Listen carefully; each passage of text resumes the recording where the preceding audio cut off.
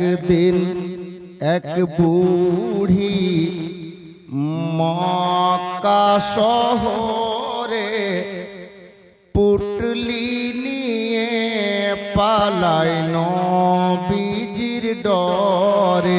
ওগো আসছিলেন মোর দয়ার রাসূল, আসছিলেন মোর দয়ার রাসূল, সেই পটি ধরে। একদিন এক বুড়ি মক্কা শহরে পুটলি নিয়ে পালায় নবীজির ডরে। ডেকে বলেন নূর নবীজি, ও গো বুড়ি শুনো না, ভারী পুটলি নিয়ে তুমি কোথায় যাবে বলো না। ডেকে বলেন নূর নবীজি, ও গো বুড়ি শুনো না, ভারী পুটলি নিয়ে তুমি কোথায় যাবে বলো না।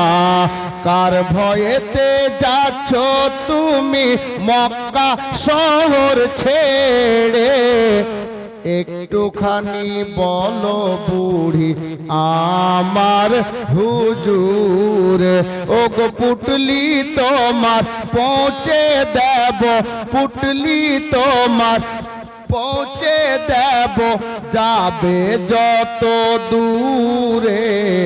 একদিন এক বুড়ি মক্কা শহরে পুটলি নিয়ে পালায় নবীজির ডরে।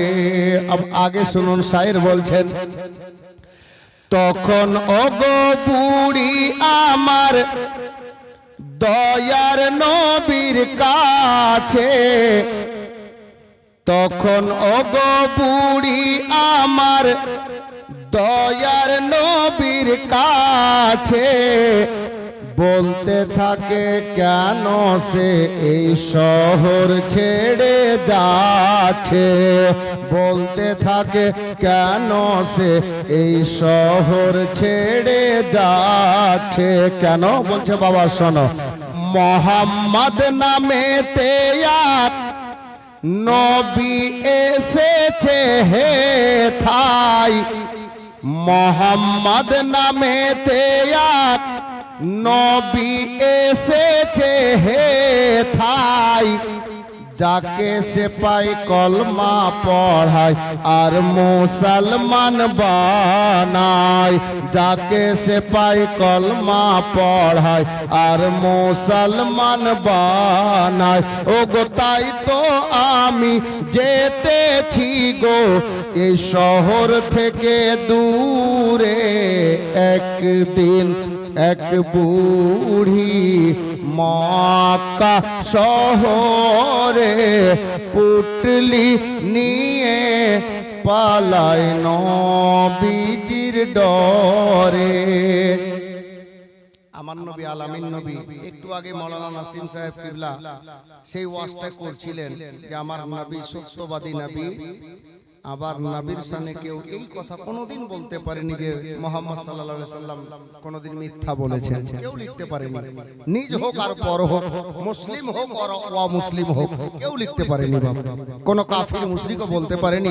কাফির মুশরিকেরাও আমার নবীকে আলামিন বলে ডাকতো, সত্যবাদী বলে ডাকতো। যার জন্য আমার নবী নিজের ওয়াদাই আবদ্ধ আছেন যে আমি কথা দিয়েছি, কারণটা বলে দিলে তোমার পুটলি পৌঁছে দিব, তুমি যেখানে যাবে। যার জন্য আমার নবী ওয়াদা নিভাচ্ছেন কিভাবে দেখুন।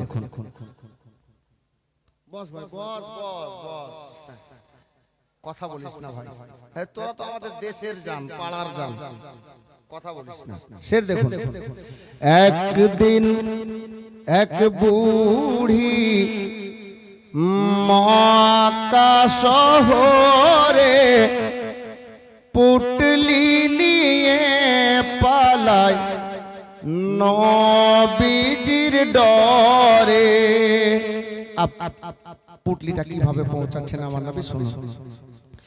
তখন আমার দয়ার রাসূল পুটলি নিয়ে মাথায় চলেন বুড়ির সাথে সাথে যাবে বুড়ি যেথায় চলেন বুড়ির সাথে সাথে যাবে বুড়ি যেথায় কিছু দূর গিয়ে বলে বুড়ি থামো বাবা হে থাই এসে গেছি অনেক দূরে আর যাব কোথায় এসে গেছি অনেক দূরে আর যাব কোথায় তো আমার নবী বলছেন বুড়ি মা কেন তো বুড়িটা বলছে আসতে পারবে না মোহাম্মদ বলুন একবার সুবহানাল্লাহ বুড়িটা মোহাম্মদের সঙ্গেই আছে চিনে না তাই বলছে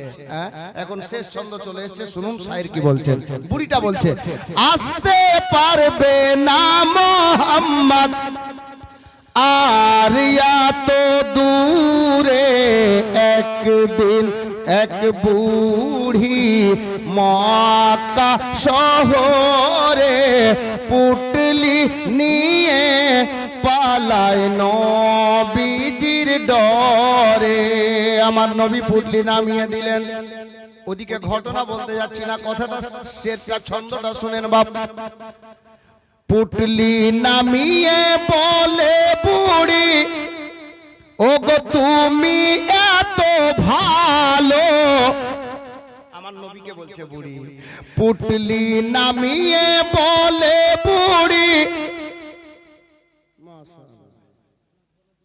আচ্ছা আরে বাবা তাহলে আজকে কি বলছে কবির বস্তি না কব্বার গাহা ওই একই কথা জি কথা একই